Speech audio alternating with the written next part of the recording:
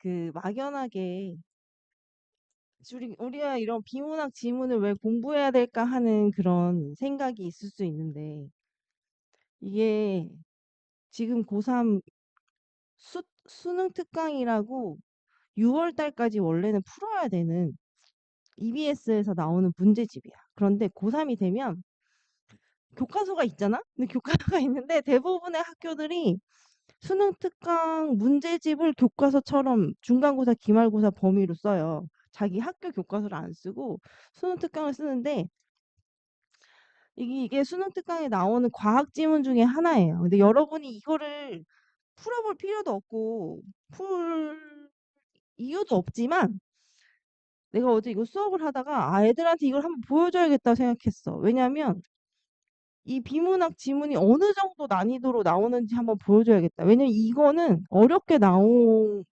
수능 특강 안에서는 어렵게 나온 거지만 수능 기출과학 지문 고3 거로 생각을 했을 때는 아주 어렵게 나온 것까지는 아니거든. 뭐 어렵게 나오긴 했지만 뭐 못 풀 정도는 아니다 이런 뜻인데 대략 내용을 한번 봅시다. 왜 보자고 하냐면 우리가 지금 뻘짓을 하고 있는 게 아니다. 이걸 갑자기 고등학교 때 만나면 정말 '어떡하지?' 라는 생각이 들어. 그래서 우리 지금 차근차근 올라가고 있는 게 되게 의미 있는 일이다라는 거를 좀 알려주고 싶었어. 그래서 한 문단 정도만 그냥 무슨 내용이 있는지만 볼 거야. 여러분한테 이걸 뭐 이해시키려고 할 것도 아니고 그냥 이 첫 번째 문단만 볼게요. "수소 기체에 전기 방전을 일으키면 에너지를 흡수한 수소 분자 내 결합이 깨지면서 수소 분자가 수소 원자들로 분해된다."라고 했어. 이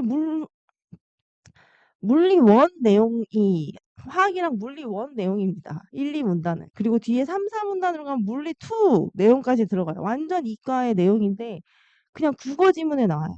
문과, 이과 뭐 이런 거 상관없이 그냥 풀어야 되는 지문이고 이게 그냥 약간 재미로 설명을 해주자면 원래 이렇게 핵이 있고 핵이 있고 이 핵 주변에 전자가 돌고 있거든. 돌고 있어. 근데 이게 원래 고전 물리학에서의 원자 모형인데 이렇게 돌고 있으면 얘가 이렇게 막 빙빙 돈단 말이야. 핵 주변을. 돌고 있는데 얘가 에너지를 더 많이 가지게 하려고 전기 쇼크 같은 걸 주는 거야. 전기를 준 거야. 그럼 얘가 에너지를 가지고 너무 에너지가 많아서 들뜬 상태라는 게 됩니다. 그래서 이 들뜬 상태가 된 에너지는 위로 올라가요. 그러면서 여기서 이게 에너지를 흡수한 수소 분자인 거야. 그래서 이게 원래 이렇게 동등한 힘을 가지고 서로 당기는 인력을 가지고 있다가 얘가 올라가. 그런데 사람이 이렇게 너무 기분이 들뜨면 다시 안정되고 싶은 것처럼 이 들뜬 원자도 원래 자리로 돌아가서 안정되고 싶거든? 그럴 때 원래 자리로 돌아가면서 갖고 있는 에너지를 분출해야 되잖아. 그럴 때 어떻게 한다고? 이 높은 에너지를 갖게 되고 이 낮은 에너지 상태로 전이하는 과정에서 안정되는 과정에서 특정 파장의 빛을 방출한대. 왜? 갖고 있는 에너지를 방출해야 되니까 그거를 빛으로 방출한대. 근데 이걸 여기 반만 읽은 거예요. 근데 또 이 수소 원자의 방출 스펙트럼은 이 방출하는 빛은 프리즘을 통과한 빛이 우리 무지개처럼 이렇게 연속적인 스펙트럼이 나오잖아. 딱 빨주노초 파남보 끊어져 있는 게 아니라 색깔이 이어져 있지. 근데 얘네는 분리된 몇 개의 선으로 어, 연속적이지 않은 거야. 선으로만 스펙트럼이 나뉜대. 그래서 이거를 에너지 준위가 불연속적이며 특정한 값의 에너지 상태만 허용된다는 걸 의미한다라고 말하는데 너무 말이 어렵죠. 그러니까 이게 원래는 이렇게 연속적으로 빨주노초 파남보 이렇게 되는데 얘는 불연속적이라서 띡, 띡, 띡, 띡 이렇게 색깔이 떨어져서 통과해서 나온다라는 얘기야. 한 문단만 읽었어. 국어 공부를 해야 될 것 같지. 그리고 약간 되게 기본으로 알고 있어야 되는 배경 지식이 되는 그런 물리학 지식, 뭐 과학 지식 같은 것들이 있는데 그건 여러분이 지문을 통해서도 우리가 지금 조금씩 정보를 쌓고 있고 또 고등학교 가서 통합사회, 통합과학에서 배우는 것들도 이야기를 해요. 중학교 때 배운 것도 그런 게 다 녹아서 들어가 있기 때문에 그때 배우면 훨씬 쉽게 읽히겠죠. 근데 지금 여기 나오는 요런 퍼센트랑 퍼센트 포인트 이런 거 같은 경우에는 충분히 배경 지식으로 활용될 수 있는 내용이고 내가 이야기했지만 특히 경제는 사회나 이런 건 좀 다른데 경제는 전부 다 이론이 그대로 고3까지 나옵니다. 여기서 뭐 더 어려워지거나 그런 거 없어요. 상황이나 이런 건 더 어려워질 수 있어도 이론이 더 어려워지는 게 없어. 그러니까 지금은 좀 난해한 이론들이 있지만 그게 그대로 고등학교 가면 경제 지문이 나오면 다 같이 틀리거든. 애들 잘 모르거든. 근데 여러분 요걸 이렇게 배경 지식을 좀 쌓아 놓으면 쉽게 맞출 수 있는 파트가 이 경제 파트예요. 자, 우리는 길이나 무게를 측정할 때 미터나 킬로그램 같은 단위 사용하죠. 너무 잘 알고 있어. 그러나 주가 지수가 뭐야? 코스피, 나스닥 뭐 이런 거 들어봤지? 주식의 지수, 소비자 물가 지수 이런 거 경제 지수라고 하는데 경제 상태를 알려주는 그 지수라고 하는데 이거를 알려줄 때는 특별한 이런 미터나 킬로그램 같은 단위가 있어 없어? 단위가 없대. 이게 첫 문단의 중심 문장이에요. 말 그대로 지수, 그냥 숫자만 나타낸다는 거야. 그래서 예를 들어줬어. 예를 들어 주식시장의 종합주가지수는 2000, 그냥 뭐 2000이다, 1200이다, 2500이다 뭐 이렇게 숫자로만 표현하는 게 이 경제 지수를 나타내는 것의 특징이라는 거야. 그 다음에 두 번째 문단을 보면 이러한 경제 지수가 일정 기간 동안 얼마나 변화했냐. 처음에는 1500이었는데 일주일 동안 뭐 2000이 됐다가 그다음에 2500이 됐다가 막 이럴 수 있잖아. 이렇게 얼마나 변화했는지를 보여주는 이 방법에 한 가지가 아니라 두 가지가 있대요. 첫 번째 여기 퍼센트로 변화율을 나타내는 거. 자, 뭐 10% 달라졌다 이렇게. 가령 종합 주가 지수가 제가 예시를 들어서 다시 설명을 하고 있는데 2000에서 2020이 되면 1% 상승했다라고 표현한다. 퍼센트로 여기서 위에서 말한 것처럼 이야기했죠. 두 번째, 그냥 수치상으로 지수가 어느 정도 변했는지 이것만 나타낸다. 종합 주가 지수가 2000에서 2020으로 변했으므로 20포인트 상승했다. 갑자기 여기서 위에서 나온 적 없는 포인트라는 말이 나왔어. 음. 2000에서 2020으로 20포인트 상승했다라고 하네. 20, 뭐 숫자만 그냥 20 올라갔다고 할 수도 있고, 응? 수치가 20 변했다. 뭐 이렇게 말할 수도 있는데, 포인트란 단어를 썼어. 이때 포인트는 지수의 차이를 측정할 때, 두 지수가 어떤 차이가 있는지를 말할 때 사용하는 단위라고 했습니다. 아까 전에 지수를 표현할 때는 쓰는 단위가 없다고 했어. 그런데 수치상의 차이가 있는 것을 표현할 때는 포인트라고 말을 한대요. 즉 종합 주가 지수가 2000에서 1% 상승했다는 것과 20포인트 상승했다는 거는 같은 뜻이라는 거예요. 여기까진 괜찮은데 그 뒤에 뭐가 하나 더 있거든. 그래서 이 포인트랑 포인트 퍼센트가 뭔지 무슨 차이가 있는지 그거를 구분해야 하는 지문이었지.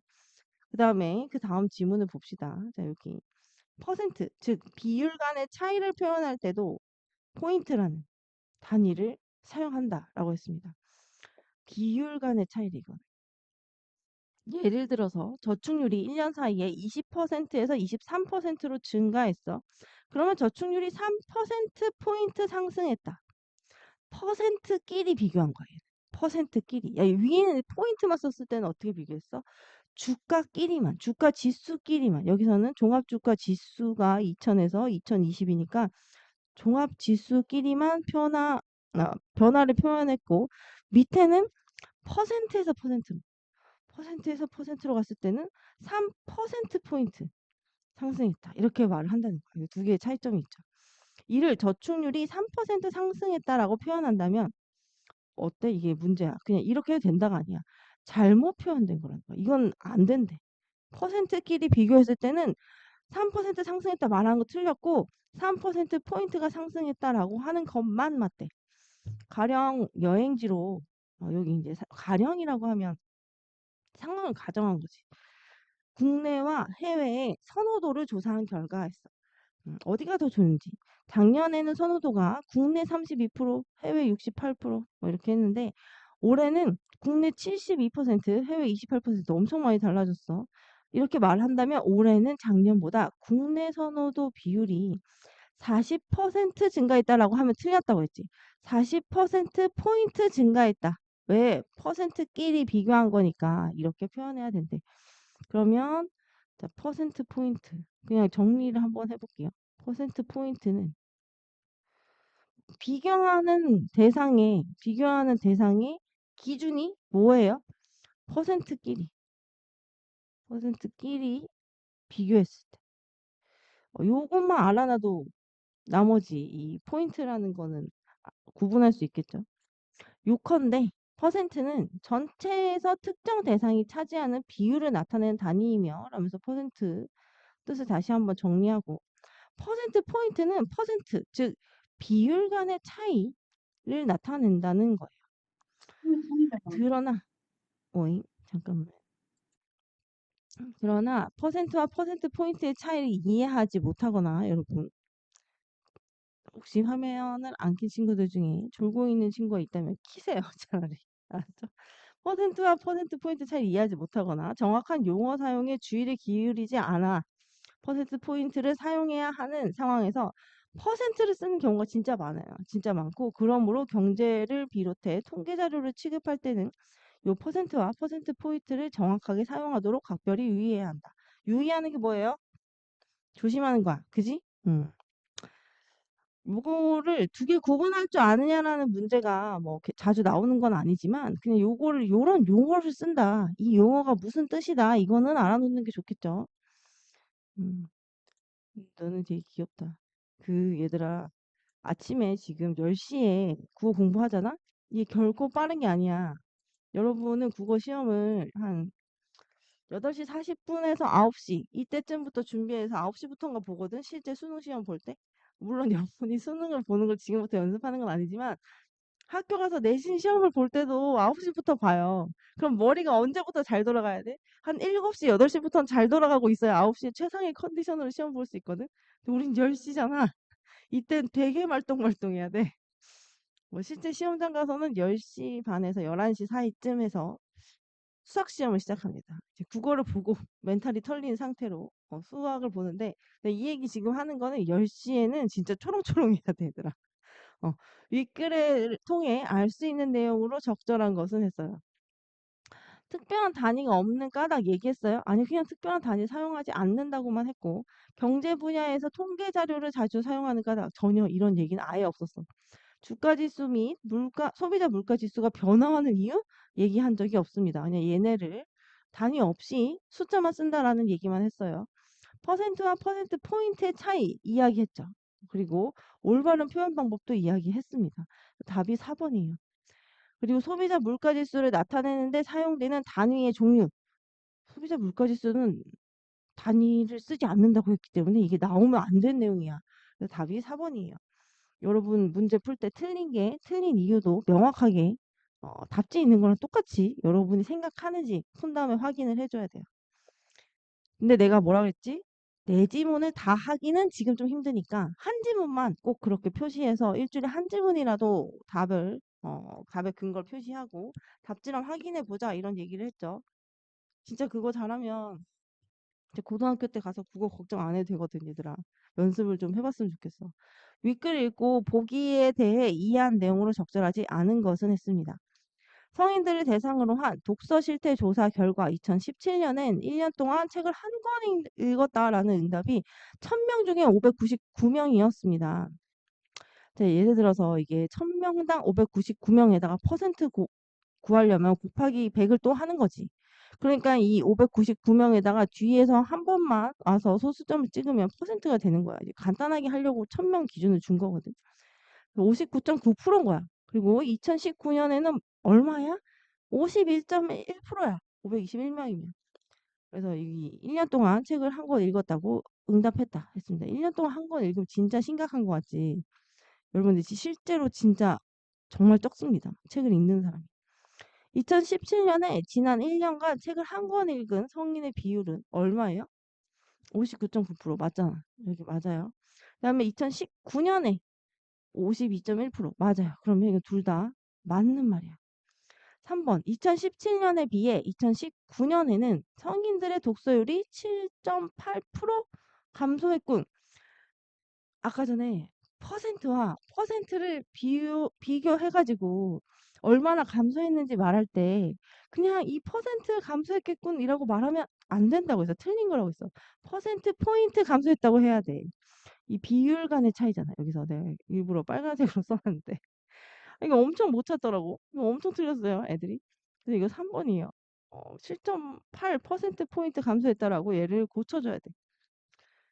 자, 이거면 밑에 거는 어렵지 않지 않습니까? 한 권도 읽지 않은 사람이 47.9% 된다는 거 100에서 그냥 이거 빼면 되는 거잖아요. 그래서 이 답이 3번입니다. 그리고 옆에 지문 요약하기 여러분은 꼭 풀어야 된다고 했죠. 수업 시간에 이걸 하진 않지만 너무 어려우면 하지만 여기는 어려운 게 없어요. 그리고 여기 지수의 변화율을 나타내는 방법이 단위로 퍼센트를 사용하는 거고 지수의 수치상 변화량을 나타내는 게 단위로 포인트를 사용하는 거다 했습니다.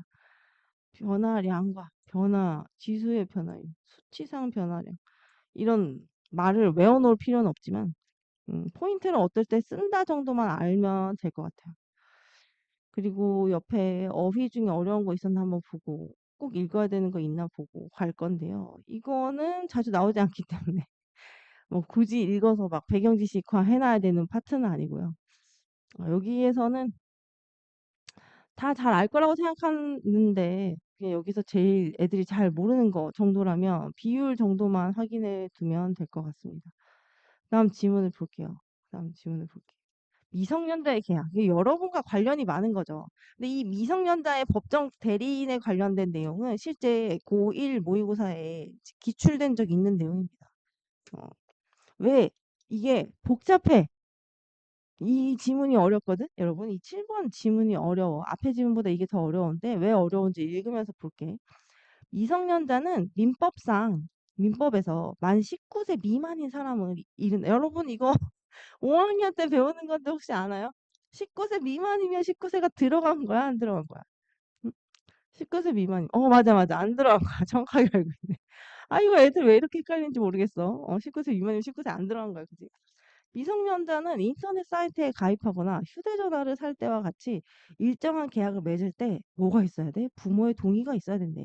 그러면서 왜 미성년자에게는 이러한 동의가 필요할까라고 하면서 여기에서 말한 거 물론 질문에서 호기심을 뭐 유발하고 뭐 이런 거 있지만 문단의 마지막에 얘기했을 때는 호기심을 유발하고자 하는 의도보다는 뒤에 이런 내용을 다룰 것이다. 다룰 내용을 예고했다라고 말할 수 있죠. 이렇게 다룰 내용을 예고했다라고도 할 수 있고 화제를 제시했다 이렇게 말할 수도 있는데 좀 더 구체적으로 써봤어요. 두 번째 문단을 봅시다. 우리 민법은 계약을 맺기 위해서 갖춰야 할 능력이 있대. 너랑 나랑 계약을 할 거야. 그러면 이 능력이 없는 사람이 한 계약은 무효라고 보는 거야. 법 지문이 이것도 어떻게 보면 법 지문이거든. 법 지문에서는 무엇을 허용하고 허용하지 않는지 뭐 이렇게 허용되는 뭔가 이게 혹은 인정되는 인정인데 언정 같아. 인정하다 했을까?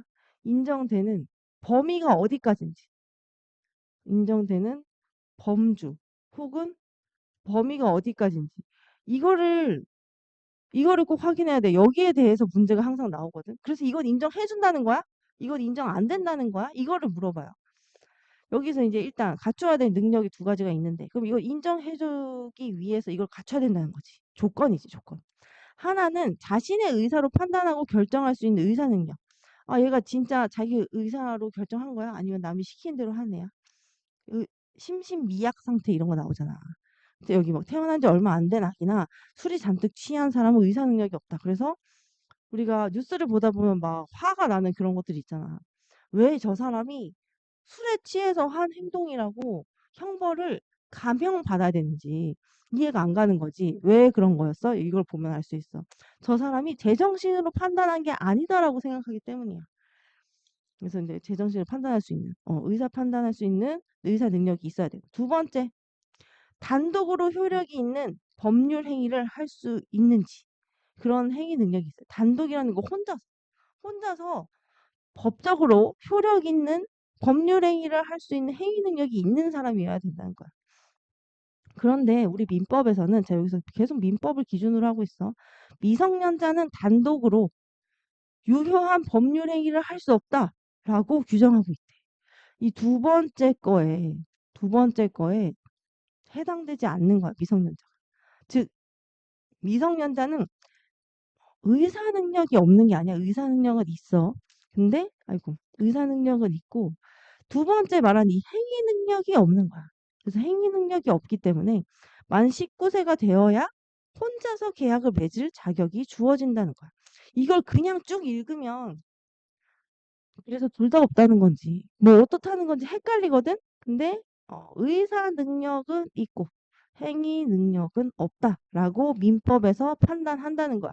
실제로는 여러분이 충분한 그런 능력이 만 19세 이전에도 있을 수 있지만 법적으로 그렇게 정해놓은 거야, 기준을. 그 다음에 세 번째 문단을 볼게.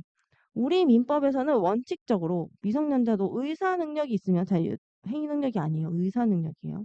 의사 능력이 있으면 법률행위 할 수 있다. 다만 그 법률행위를 할 때 뭐가 있어야 돼? 법정 대리인의 동의가 있어야 돼.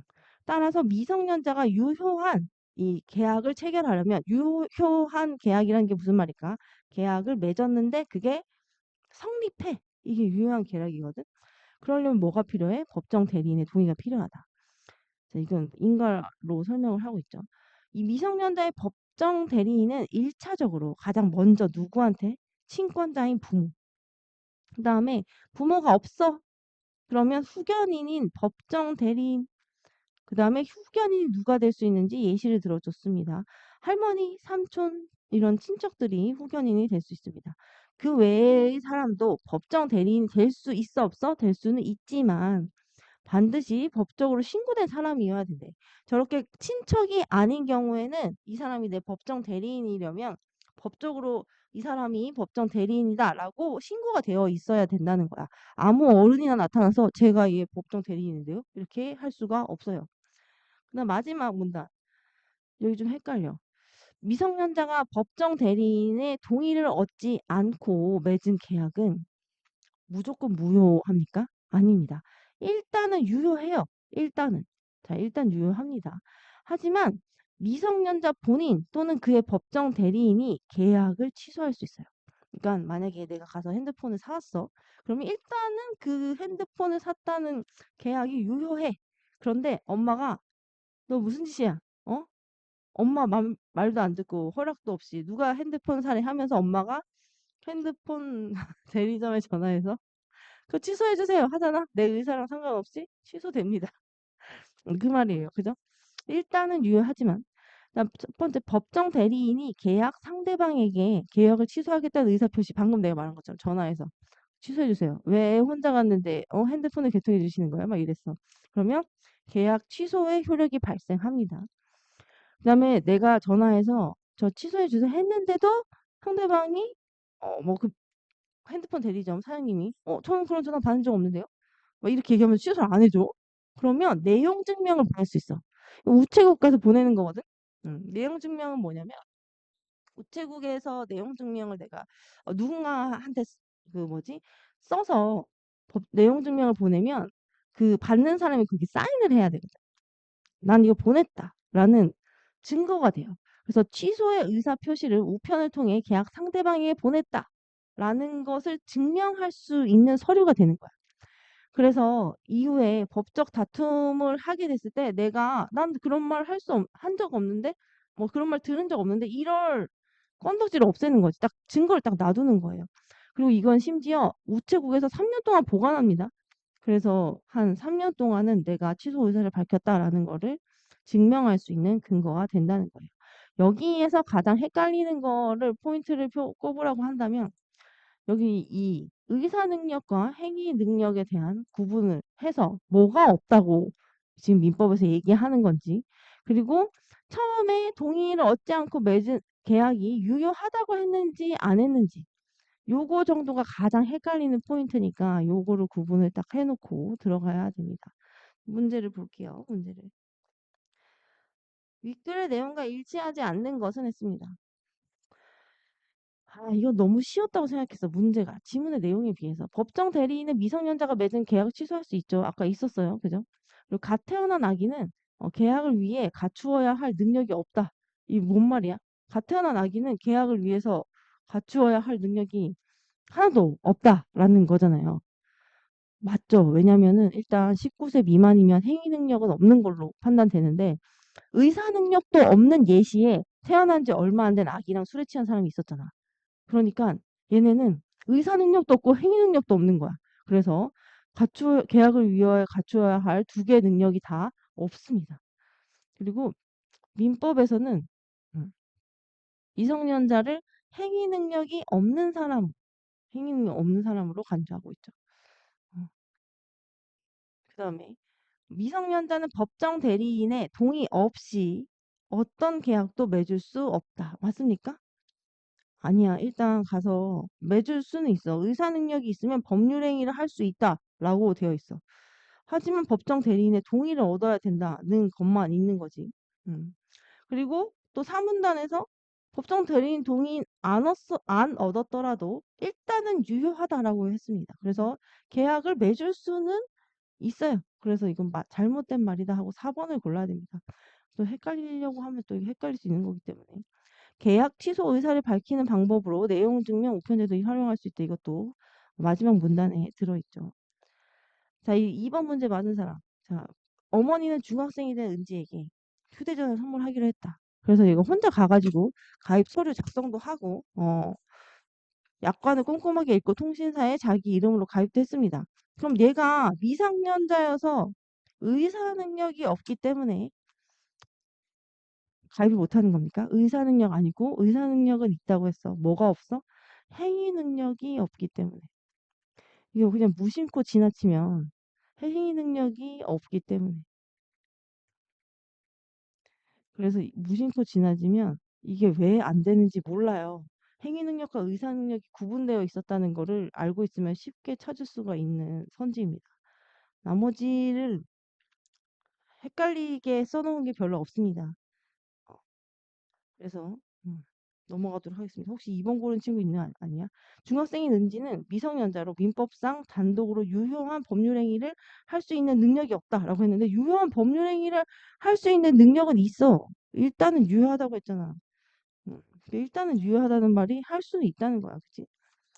의사 능력이 있으면 법률행위를 할 수 있다라고 되어 있고 그 세 번째 문단의 시작에도 법지문이 좀 헷갈리긴 하지만 음, 단어 구분을 잘 해서 전혀 다른 뜻이라는 걸 구분을 해 놓으면 문제를 푸는 데는 큰 어려움이 없습니다. 자, 여기서는 그렇게 어려운 게 없는 것 같고 여기에 뒤에 있는 이 미성년자의 계약에 제한을 둔 이유는 무엇일까? 이 부분은 한번 읽어보셔도 좋은데 왜냐면 이게 기출이 됐기 때문에 근데 본문 내용과 똑같아요. 본문 내용과 다를 바가 없어요. 이거는 똑같은 내용이에요. 그리고 여기 부재, 간주, 소리, 증명. 뭐 여기 뭐 모르는 거 있는 거 아니겠죠, 여기서? 여기 있는 단어는 모르는 게 있으면 안 돼. 그리고 여기를 꼭 한번 읽어보세요. 이거 안 읽고 넘어갔을 것 같아서. 의사, 의견, 의향. 이 세 가지의 차이가 어떤 게 있는지 이 어휘를 한번 보고 갔으면 좋겠어요. 뒤에 뜻 의자는 똑같고 뒤에 한자만 다르거든? 어, 생각 사자랑 볼견자랑 향할 향자가 있는데 이 의견이라는 단어가 제일 자주 나오는 단어입니다. 그 국어 시험에 의견과 관점 이런 거에 대해서 물어보는 문제가 항상 어렵게 나오거든. 그래서 그걸 단어 세 개를 좀 구분을 해놓고 그다음에 가장 소중한 원소 산소라고 했습니다. 아까 전에 수소 원자가 어쩌고 저쩌고 막 이런 얘기했지. 산소랑 이산화탄소랑 수소랑 산소 안에도 수소랑 들어가 있잖아. 산소랑 이산화탄소랑 수소 이런 건 진짜 자주 나와. 진짜. 그리고 연료 전지 뭐 이런 거 있죠. 진짜 자주 나오는 지문이고 자주 나오는 소재예요. 근데 물론 여기 지금 이 글은 되게 쉬운 내용이야. 지구에서 산소라는 원소가 사라지면 어떤 일이 일어날까라고 했어. 여러분 과학 영재원 같은 거 시험 보잖아요. 아니면 과학고에서 면접 보잖아요. 과학고나 영재고. 그럼 이런 거 물어봐요. 이런 지문 내용을 여러분이 알고 있으면 그때 따로 공부할 필요가 없어. 이런 거 물어보기 때문에. 지구에서 산소라는 원소가 사라지면 어떻게 일어날까? 자, 앞부분에서 질문을 하면 아무래도 들어갈 내용에 대한 어떤 소개보다는 이거는 어떤 측면이 더 많다고 했어요? 흥미 유발하는 측면이 더 많다고 했어요. 그리고 여기 질문을 통해서 시작하는 문단이 두 개나 있죠. 표시나라고 두 개 이렇게 다른 색으로 색칠해 놨는데 음식이 없으면 3주, 물이 없으면 3일, 산소가 없으면 3분밖에 못 산다는 이야기가 있다. 3분도 못 사는 거 아니야? 응?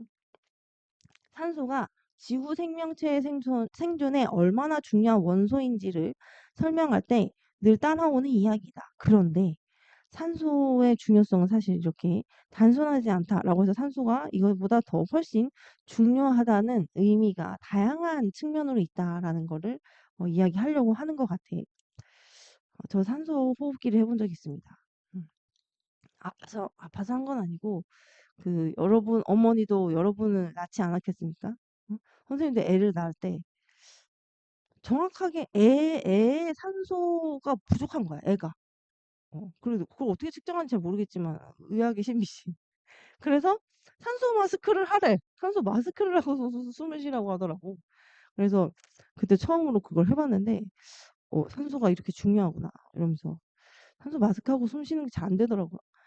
지구에서 산소가 5초만 사라져도 자외선이 그대로 들어와 모든 생명체는 즉시 화상을 입게 된대. 그러면 봐봐. 산소가 사라졌을 때 자외선이 그대로 들어온다는 거잖아. 그럼 지금 산소가 있지. 이거 있을 유자예요, 한자로. 산소가 지금 있는 상황에서는 자외선을 뭔가 막아주고 있는 걸 아니까? 막아주고 있으니까 산소가 없어지면 어, 이렇게 그대로 들어와서 화상을 입는다라고 했고 모든 금속 제품은 엉겨 붙는데 왜? 뒤쪽에 나와요. 또 산소가 없어지면 땅이 붕괴되며 압력의 변화로 모든 사람의 고막이 터진대. 이처럼 산소는 지구 생명체 및 지구에 있어서 가장 중요한 원소이다 했습니다. 이 위에 얘기한 것들이 뭐에 대해서 나열한 거예요? 산소가 없었을 때 일어날 수 있는 일들, 산소가 없었을 때 일어날 수 있는 일들을 나열했습니다. 그 다음에 그렇다면 산소가 없어지는 게 아니라 더 많아져. 지금보다 더 많아진다면 어떤 일이 생겨날까라고 하면서 앞부분과 여기랑 여기가 어때요? 대조되는, 반대되는 내용이에요. 그죠? 질문을 통해서 반대되는 질문을 했어요. 그때부터 산소는 독이 된대. 역시 많으면 안 되나 봐, 뭐든. 과유불급이야. 인간은 혈압이 올라가고 뭐 어지러움, 메스꺼움, 구토 이런 증상을 보이다 죽게 되고 이게 산소 중독이라는 증상이에요. 실제 이거는 산소 중독 증상 지금도 존재하죠. 우리 몸은 호흡을 할 때 폐에서 산소와 이산화탄소를 교환하도록 설계되어 있는데 여러분 너무 잘 알고 있지. 산소가 너무 많으면 폐가 끝없이 산소를 흡수한대. 막 많이 먹으면 좋을 것 같은데 그게 아니라 찌그러진대요. 그리고 폐를 구성하는 세포들이 다 타버려요. 그래서 호흡이 불가능해진대. 어, 없어지면 막 타버리네, 그지? 또 산소가 너무 많으면 철을 비롯해 연소 가능성이 있는 탈 수 있는 이런 모든 물질이 불타오른대. 다시 말해 지구 전체가 용접이 된다. 불에 녹아서 이렇게 지구 전체가 용접이 되는 것 같은 그런 상태가 된다라고 했습니다. 그럼 여기는 뭐예요? 여기는 산소가 많았을 때 일어날 수 있는 현상을 여기도 역시 나열을 해줬습니다. 근데 나열하는데 여기는 인과를 통해서도 얘기를 했어. 언제? 왜 사람들이 산소 중독에 걸리는지 이야기할 때 인과를 통해서도 얘기를 했고 그 다음에 지구 대기 21%가 산소로 이루어져 있는데 이가 떨어지면 17%로 떨어지면 호흡 불가 25%로 오르면 유기물질이 타오른다. 자, 여긴 마이너스 4%고요. 맞죠? 여기는 플러스 4%예요. 4%만 달라져도 유기물질이 불타오른다 해서 앞에서 거 복습을 해볼까? 퍼센트와 퍼센트로 비교한 거지. 4%라고 하면 돼요? 4%포인트 차이 난다고 해야 되지. 그지? 퍼센트와 퍼센트 비교하면. 자, 경이롭게도 놀랍게도 뭐 이렇게도 바꿀 수 있겠지. 경이롭게도 현재 지구에는 딱 적당한 양의 산소가 존재한다. 진짜 살아있는 게 기적이에요. 그지? 덕분에 우리가 아무런 문제 없이 생존할 수 있는 것이다. 산소는 산업 및 공업 분야에서도 다양하게 쓰이며 핵심적인 역할을 하고 있다라고 하면서 우리가 숨 쉬는 데 말고 산업 및 공업 분야에서도 사용한다. 대부분의 유기 물질 제조와 무기 재료 생산 이런 곳에 뭐 두루 사용되고 있고 산소는 호흡기 치료, 로켓 연료 개발, 용접 등 수많은 분야에서 이용되고 있다. 뭐예요? 그냥 다양한 분야에서, 다양한 산업과 공업 분야에서 산소가 이용되고 있다라는 말을 하면서 마무리를 지었습니다. 그럼 여기는 크게 봤을 때 산소가 부족할 때랑 산소가 너무 많을 때 어떤 일이 일어날 수 있는지, 지금 이 적정한 양의 산소가 우리한테 어떤 도움을 주고 있는지, 어떻게 다양하게 쓰이고 있는지 이야기한 지문이라고 할 수 있겠죠. 1번 문제는 꼭 맞았으면 좋겠어. 왜냐하면 너무 뚜렷하게 묻고 답하는 방식이 나왔기 때문이고, 만약에 이렇게 묻고 답하는 방식으로 내용을 전개하고 있다라고 하는데 묻는 게 한 번밖에 없을 수 있잖아. 여기 2번 있지만 한 번만 나와도 맞는 거야. 애들이 이걸 헷갈려 하더라고. 한 번 정도를 가지고 맞다고 할 수 있나요? 하는데 한 번만 나와도 맞는 거예요. 자, 특정한 기준으로 대상의 종류를 나누어서 제시하는 거 분류하는 건데, 지금 여기 분류한 거 없습니다. 상황을 나누긴 했어도 여러 가지 견해가 나온 적이 없어요. 그리고 전문가의 말을 인용한 부분도 없어요. 상반된 속성을 지닌 대상을 열거했어? 아니에요. 그냥 상황을, 반대되는 상황을 2가지 가정하긴 했지만 상반된 속성을 지닌 대상을 이야기하진 않았어. 산소와 반대되는 속성을 가진 다른 기체를 얘기해야 되는데 그렇게 이야기하지 않았습니다. 그다음에 2번, 산소에 대해 이해한 내용으로 적절하지 않은 것은 했습니다. 이건 본문에 있는 세부 내용을 제대로 알고 있냐라고 확인하는 문제인데, 1번, 지구 대기의 21% 차지하고 있다. 이거는 맞잖아요. 21%를 유지 못하면 막 무슨 일이 생긴다. 이런 얘기를 했죠. 그리고 금속 제품이 엉겨붙지 않게 하는 역할을 한다. 이거는 이 산소가 없거나 뭐 많거나 이럴 때 엉겨붙게 된다라는 말이 있어야 되는데 이게 어디 있습니까? 이 문단에 산소가 없으면 금속 제품이 엉겨붙는다는 얘기를 했습니다. 그래서 이거는 맞아요. 유기물질 제조와 무기 재료 생산에 이용된다. 이거는 하나, 둘, 셋, 넷, 다섯, 5문단에 있네요. 마지막 문단에. 그 다음에 지구로 들어오는 자외선 세기를 강화합니까? 이게 있을 때 아까 전에 뭐라고 했어? 이 문단 처음 시작할 때 자외선을 그대로 들어와 생명체가 즉시 화상을 입게 되는 건 지구에 있는 산소가 사라졌을 때잖아. 그러면 이 산소는 자외선을 막아주고 있는 것 같다 지금. 이런 얘기를 아까 전에 정리를 한번 했었죠. 그래서 강화하는 게 아니죠. 막아주고 있어요.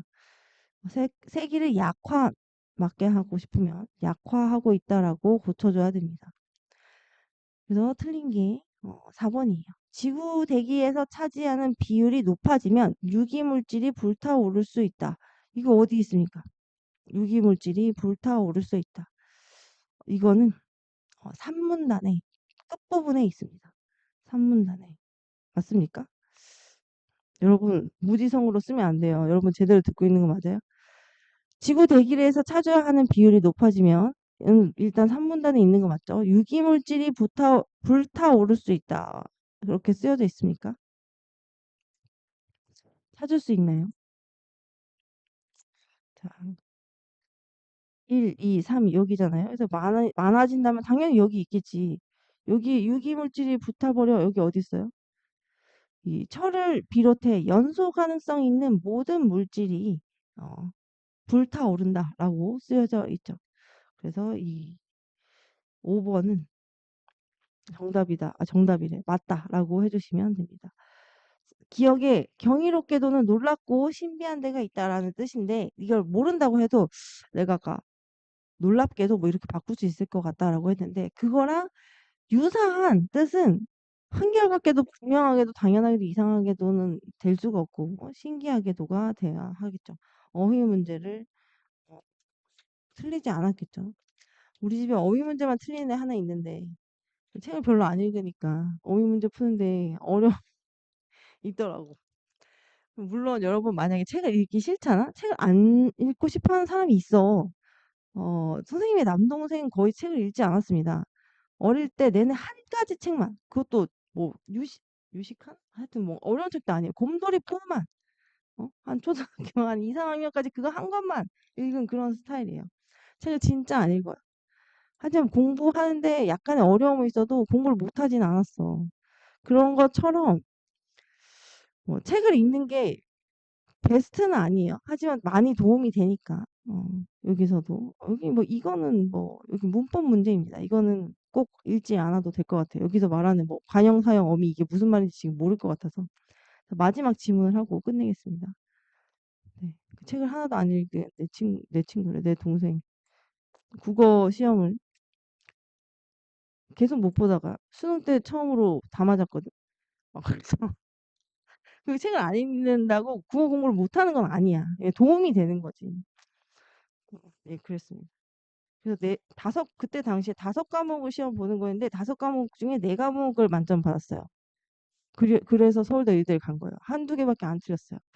여러분 그 정도 할 수 있을 자신 있으면 제가 안 읽어도 되는데 하지만 문제집과 교과서는 달달 외웠다고 봐야 됩니다.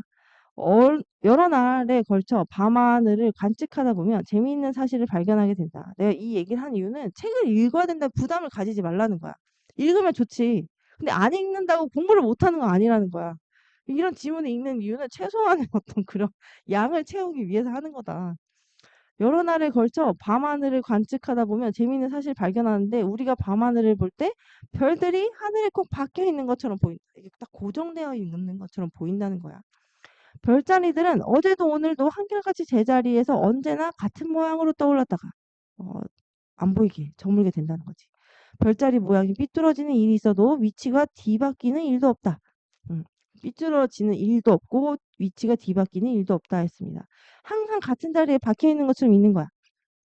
첫 번째 질문에 밤하늘을 볼 때 꼭 박혀 있는 것처럼 보인다라는 걸 주제문으로 했습니다. 이게 뭐예요? 한결같이 제자리에 언제나 같은 모양으로 있다는 거를 이렇게 표현한 거야. 비유적으로 박혀 있다라고. 그다음에 두 번째 문단을 보면 그런데 몇몇 천체는 이렇게 한 자리에 꼭 계속 있는 이 규칙성, 이거를 깨는 이 규칙성이에요. 이런 규칙성이라고 하는 게 여기서 요 규칙성을 깨는 것처럼 보인다. 이들은 자리가 고정된 별자리 사이를 돌아다녀요.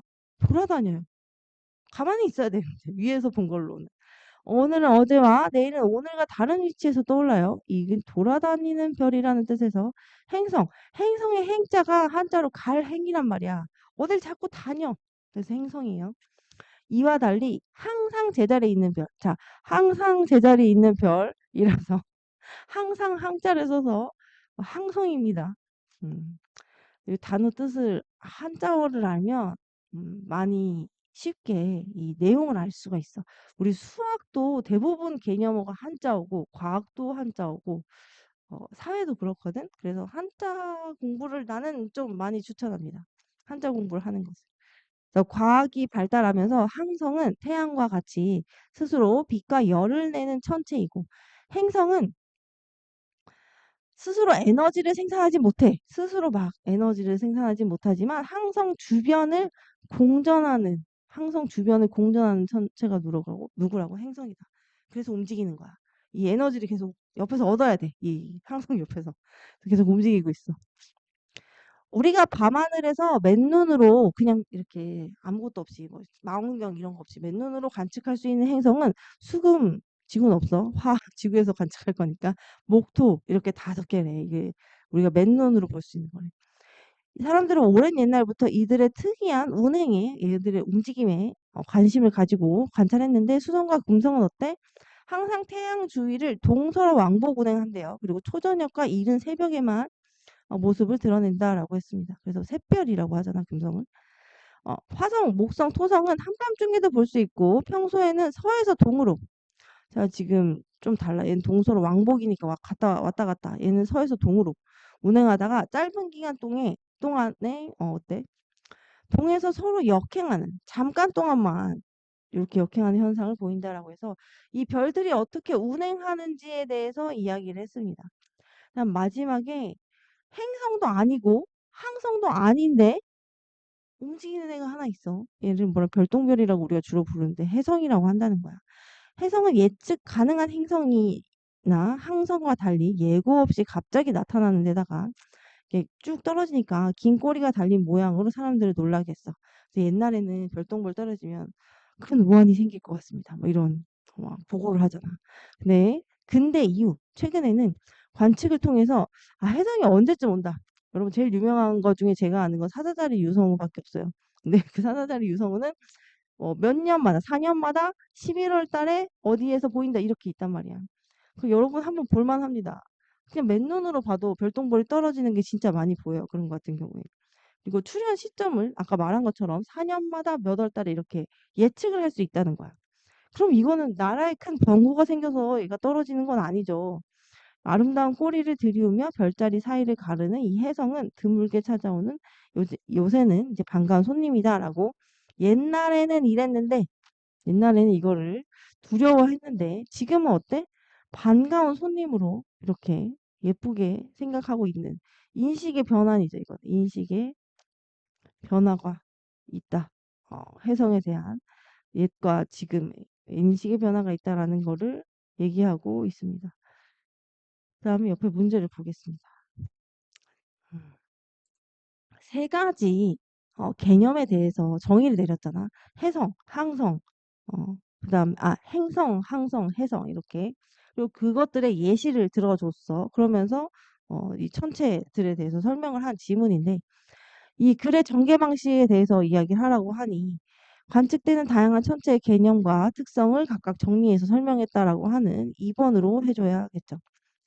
그리고 이건 되게 자주 그 고3 때까지 나오는 선지 내용이자 유형이에요. 이 이 글자가 너무 작아서 잘 안 보이는데 하얀색으로 해볼까? 깜깜한 데니까. 이 보면은 이렇게 표시가 되어 있어서 잘 안 보인단 말이죠. 가, 나, 다, 라, 가나, 다. 여기에 가가 있고, 여기 나가 있고, 여기 다가 있고, 여기 라가 있습니다. 그러면 얘가 콕 박혀 있는 것처럼 보이고, 뭐가 항성이고, 뭐가 행성인지, 뭐 이런 얘기를 아까 전에 했었죠. 태양은 뭐예요? 태양은 스스로 빛을 낼 수 있어. 그래서 얘는 항성이야. 얘는 행성이야. 그지? 그리고 여기, 이건 뭐예요? 이렇게 있는 거. 이거 북쪽인 걸 알려주는 그거잖아요. 북두칠성이죠. 가는 밤하늘에 언제나 같은 모양으로 떠올랐다 저물겠죠. 그리고 나가 어딨어 여기 가고 이게 나예요. 나는 항상 제자리에 박혀서 스스로 빛과 열을 내는 항성이라고 할 수 있죠. 태양이니까 본문에 쓰여 있어.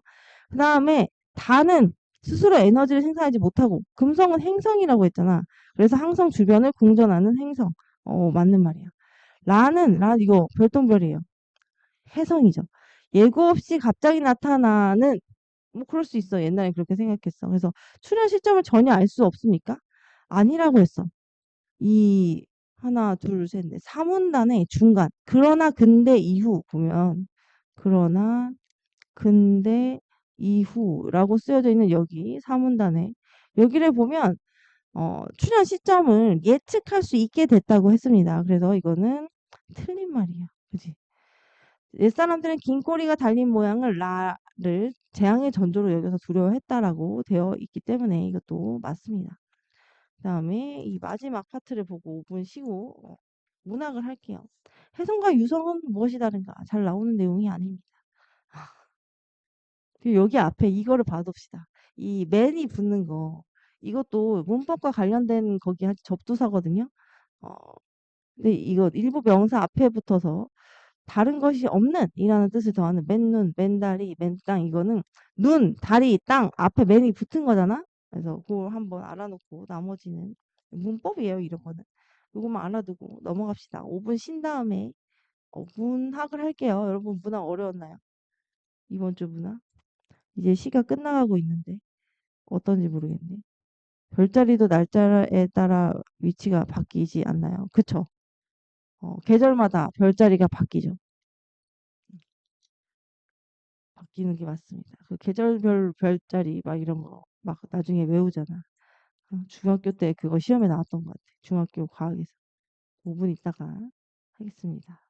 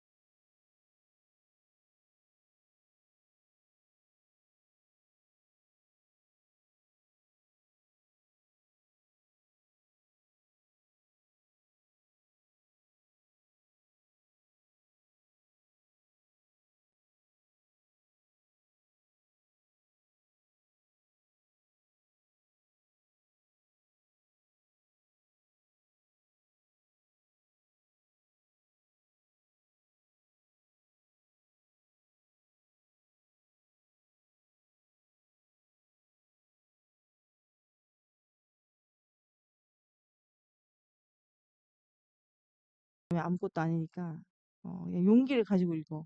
얘들아, 어렵다고 생각하고 읽으면 답이 안 보이는데 읽으면 답이 보이겠지? 약간 이런 기세를 가지고 읽으면 또 답이 보이거든? 그래서 그 멘탈이 좀 중요해.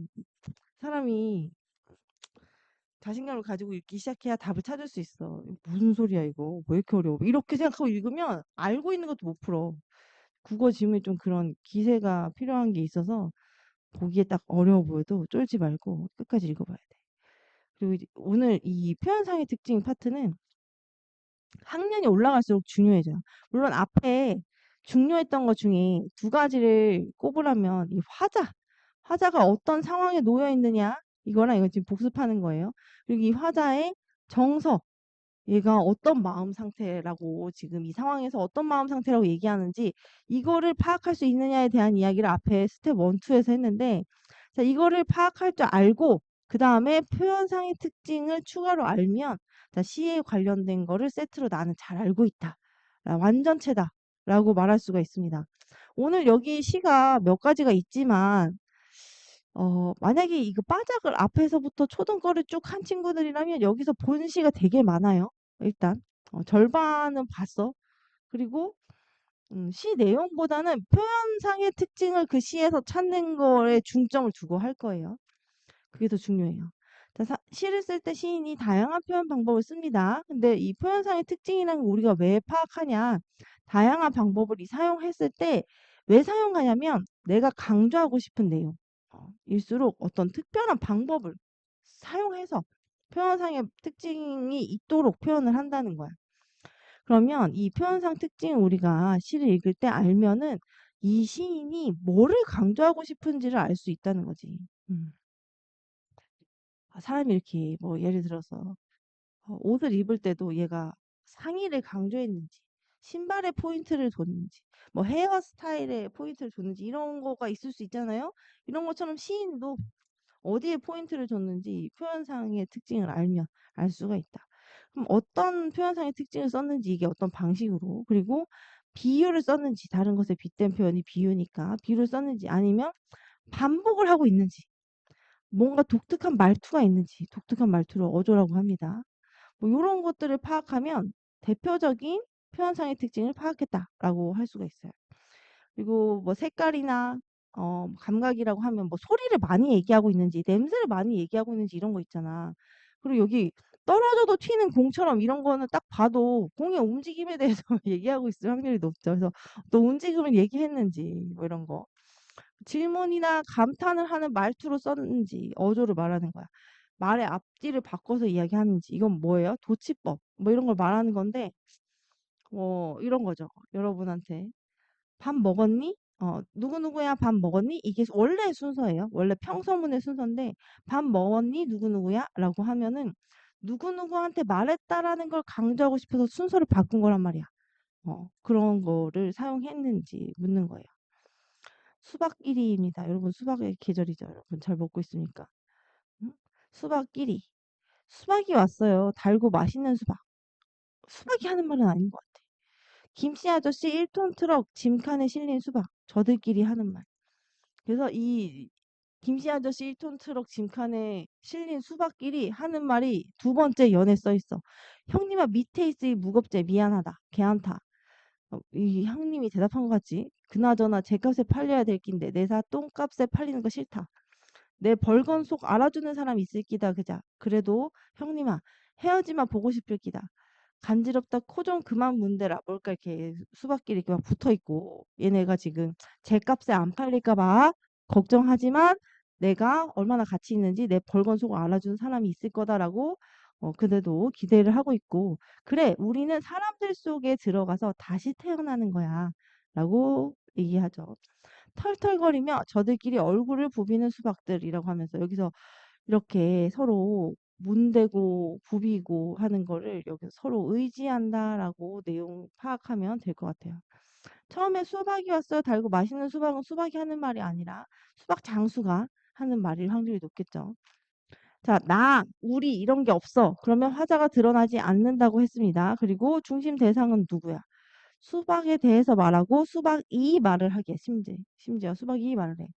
상황은 이 침칸에 실려서 가고 있는 이 수박들이 어떤 마음이에요? 수박들이 자신의 속을 알아줄 사람이 있을 거다라고 기대를 하면서 이제 그런 희망을 품고 가고 있고, 표현상의 특징, 뭐 희망적이다. 지금 여기서 자신들의 속을 알아주는 사람이 있을 거라고 생각하고 있으니까.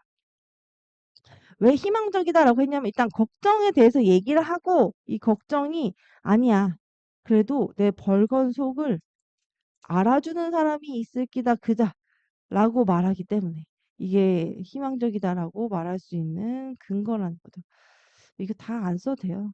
음. 희망적은 쓰세요. 중심세상 수박이랑 희망적은 쓰셔야 됩니다. 내가 지금 아무것도 안 눌렀는데 프린터가 돌아가서 깜짝 놀랐어요. 옆에 프린터가 막 돌아가는 소리가 나는데 프린트를 누른 적이 없거든. 수업만 하고 있거든. 제가 혼자 갑자기 돌아갔어. 표현상의 특징을 파악합니다. 라고 했는데 여러분 이거 읽으면서 풀어봤습니까? 이거 읽어봤으면 전체 내용이 이해가 돼야 되는데 나머지는 내가 아까 시를 설명하면서 다 설명을 했거든? 그런데 여기 앞부분에 보면 내 벌건속 알아주는 사람의 벌건속이 무엇을 의미할까라고 하면서 조금 더 깊게 이야기했어. 수박의 속이 빨개지려면 농부의 노력이 필요하겠죠. 그래서 벌건속은 농부의 마음이라고 할 수 있다라고 했습니다. 사실 이런 해설 없이 여러분이 저 시만 보고 이거를 파악하기 좀 힘들거든? 그래서 아, 이렇게 볼 수도 있구나. 이렇게 해석하는 게 잘못된 해석이 아니구나 정도만 여기서 읽고 파악하면 될 것 같아요. 다른 거는 좀 여러분이 시를 꼼꼼히 읽으면 추측할 수 있는데 이거는 좀 많이 들어간 내용이라 읽어놔야 될 것 같고, 또 여기 표현상의 특징에 수박이 말을 하잖아 일단. 수박이 말을 이 사람이 제정신이 아닌 게 아니라 수박을 사람처럼 표현한 거라서 의인화 했다 해서 의인법을 썼다. 그리고 어, 처음에 뭐 수박장수의 말 같은 게 나온단 말이야. 그래서 다른 사람의 말을 인용했다라고 하는데 이거는 좀 자주 나오는 건 아니야. 자주 물어보진 않아. 근데 의인법은 자주 물어봐요. 그리고 무겁다, 괜찮다 막 이런 식으로 사투리를 쓰고 있어. 근데 사투리를 쓰면 이거에 어떤 효과가 있다고 말하냐면 현장감과 생동감이 느껴진다. 뭐 생생하다. 실제로 일어난 일처럼 느껴진다. 이런 식으로 표현을 합니다. 그래서 표현상의 특징은 의인법을 쓰고 사투리를 사용하고 있다라고 생각하면 된다는 거예요. 뒤에 문제는 다 맞았습니까? 음, 문제는 옆에 풀이가 자세히 되어 있긴 해서 꼭 알아야 되는 포인트만 짚고 넘어갈 건데요. 여기서 알맞지 않은 것은 이라고 보면 김씨 아저씨는 수박들이 말하는 게 시끄럽다고 생각하고 있다라고 했는데 그런 내용이 전혀 없죠. 그래서 본문에 근거가 없으면 맞다고 하면 안 돼요. 여러분 생각에 시끄럽다고 할 수도 있지 않아요? 라는 생각이 들어도 그런 게 쓰여 있지 않잖아. 근데 그걸 맞다고 하면 그렇게 생각하는 사람도 있고 생각하지 않는 사람도 있는데 그런 문제가 정답인 걸 내진 않거든. 그래서 꼭 근거가 있어야 돼. 그리고 3번. 자, 3번이 오늘 배우려고 한 거의 메인인데 자, A에 대한 설명으로 가장 알맞은 것은 했는데 A가 그 수박끼리 얘기하는 그 두 번째 연이거든요. 알맞지 않은 것은 했습니다. 같은 표현을 반복한 게 없어요. 여기서 반복한 게 어디 있을까요? 형님아 정도 있나요? 운율을 형성하고 있다라고 했는데 여기선 특별히 운율을 형성할 정도로 반복했다라고 할 만한 부분이 없습니다. 그래서 답이 3번이다라고 하고 넘어가 주시면 됩니다. 이 3번의 풀이를 한번 살짝 볼게요. 표현상의 특징에 대해서 물은 거니까 여기란 말이지. 여러분이 생각한 거랑 똑같은지 봐야 됩니다. 어, 같은 표현을 반복하고 있지 않다. 우리가 말한 거랑 똑같기 때문에 특별히 다른 사항은 없네요. 그리고 여기 뭐 예를 들자면 형님 수박과 동생 수박이 대화를 나누는 형식이다. 이거 너무 맞는 말인데 여기 형님은 밑에 있으니 무겁게 미안하다는 동생 수박의 말이고 걔한테는 형님 수박의 말이다 해서 얘네 둘이 대화를 나누는 형식이다라는 거 이 4번에 표시를 하나 해놓으세요. 답은 아니지만. 왜냐하면 대화를 나누는 형식, 말을 건네는 방식 이런 거를 굉장히 그 시험에서 좋아해요. 자주 나와요. 사실 3번보다 4번이 더 자주 나오는 내용이라서 이 4번 내용이 아 이런 거를 묻기도 하는구나라고 표시해서 알아놨으면 좋겠는 내용이에요. 말을 건네는 방식이 진짜 자주 나오거든. 수능에 진짜 한 3, 4년에 한 번씩 문항 문제에 항상 나오는 것 같아. 말을 건네는 방식. 그래서 고3들은 여름방학 특강이나 아니면은 고3 들어갈 때 특강할 때 문학 시간에 그 말을 건네는 방식을 따로 떼서 한 3-40분 동안 그것만 설명할 정도로 자주 나오는 거예요. 그래서 그걸 나중에 공부하게 되겠지만 저렇게 한번 표시를 해 놓고 떨어져도 튀는 공처럼은 읽어보면 시의 내용이 어렵지 않습니다. 그 그래 살아봐야지 너도 나도 공이 돼요. 진짜 동그란 공이 되라는 걸까? 아니 그건 아닌 것 같아. 떨어져도 튀는 공이 되어라고 해서 어떤 공이 되자고? 떨어져도 튀는 공이 되어라고 했어. 뭔가 떨어지는 거는 뭐예요? 하강하는 이미지가 있죠. 튀는 거는 다시 올라오는 거니까 상승하는 이미지가 있어요. 아까 운동하는 방향성을 표현하기도 한다고 했는데 약간 그런 느낌이 있어요. 살아봐야지 쓰러지는 법이 없는 둥근 공처럼 탄력의 나라의 왕자처럼. 자, 뭐뭐처럼 이런 거 뭐예요? 직유법이에요. 뭐뭐처럼. 그리고 가볍게 떠올라야지라고 해서 그냥 떠오르는 것도 아니고 가볍게 떠오른대. 어. 곧 움직일 준비가 되어 있는 공처럼이라고 했어. 둥근 공이 되어서 곧 움직이가 되어 있는 꼴로 해서 둥근 공이 돼요. 옳지. 최선의 꼴이래. 지금의 네 모습처럼 떨어져도 튀어오르는 공, 쓰러지는 법이 없는 공이 돼요. 자, 계속 공처럼 살려고 하는데 어떻게 사는 거예요?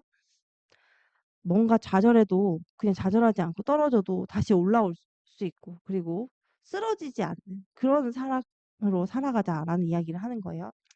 여기 화자는 여기 뭐가 나와 있어? 나나 우리 중에 뭐가 나와 있어?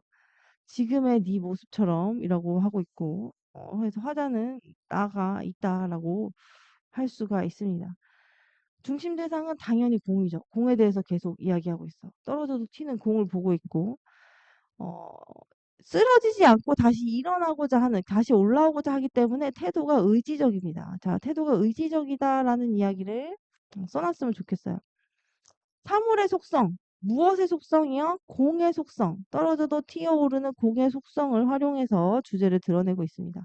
그리고 하강의 이미지와 상승의 이미지를 대비했어. 떨어졌다가 올라왔다 하는 그 반대되는 이미지를 얘기하고 비슷한 문장구도 뭐예요? 공이 되어, 공이 되어, 둥근 공처럼 또 공이 되어 계속 나와요. 처음에도 나오죠, 이거는. 음.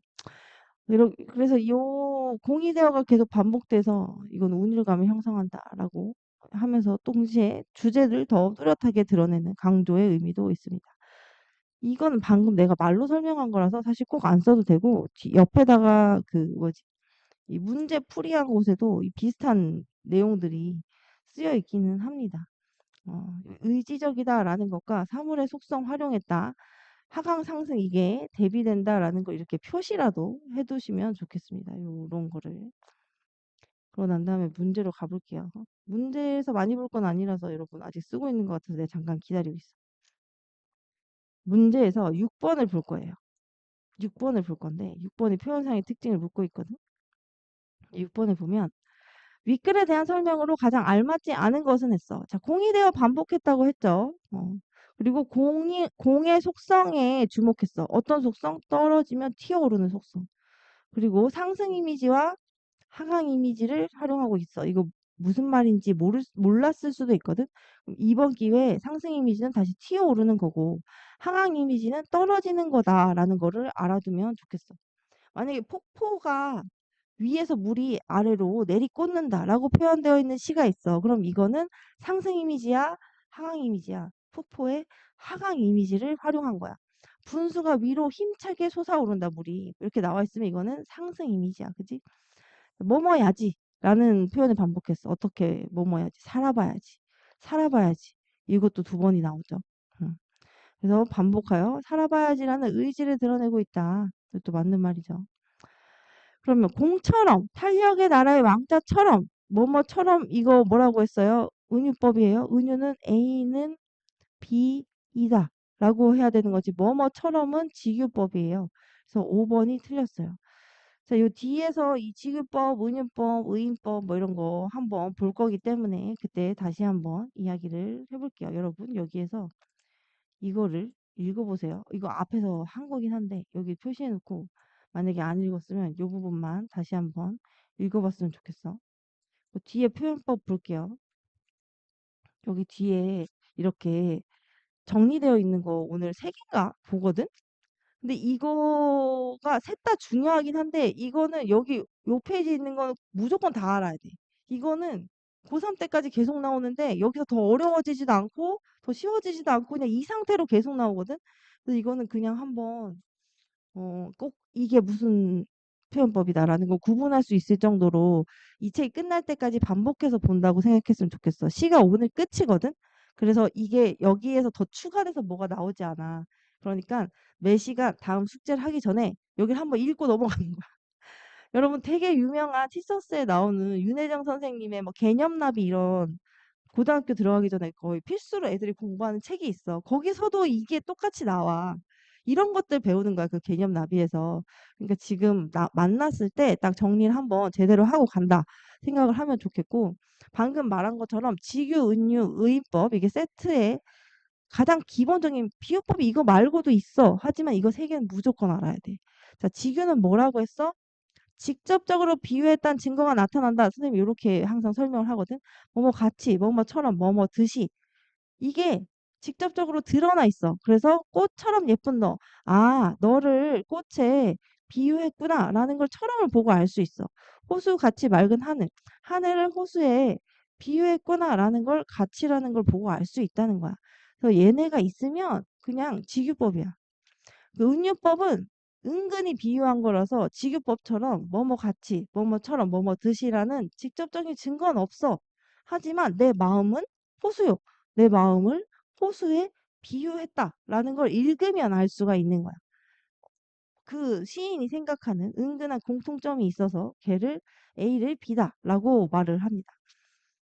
여기에 비유는 원관념과 보조관념이 있다고 하는데 실제 말하고자 하는 게 원관념이야. 그럼 예를 들어서 꽃처럼 예쁜 너라고 했을 때 말하고자 하는 게 꽃이야, 너야. 너잖아. 너를 꽃 같다고 말하고 싶은 거지. 그럼 너가 원관념이고 꽃이 보조관념이에요. 이 두 가지는 구분할 수 있어야겠죠. 여기서도 예시로 나와 있습니다. 뭐 배춧잎 같은 발소리에서 발소리를 말하고 싶은 거죠. 자, 흐르는 물은 어서 따라오라고 가자고 흘러도 연달아 디다려. 이렇게 김소월 가는 길의 한 부분인데 물이 따라오라고 말을 한대. 물은 사람처럼 표현했죠. 그래서 이거는 의인법입니다. 요 마지막에 있는. 사람이 아닌데 막 꽃이 웃어. 방긋 웃어줬어. 의인법이에요.